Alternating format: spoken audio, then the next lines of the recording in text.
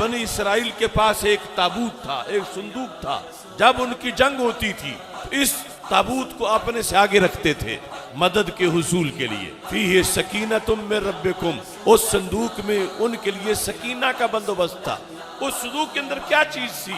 कुरान मजीद कहता है वबक़ियतुम मिम्मा तरक आलु मूसा व आलु हारून, उसमें आले मूसा अलैहिस्सलाम के तबर्रुकात थे, आले हारून अलैहिस्सलाम के तबर्रुकात थे।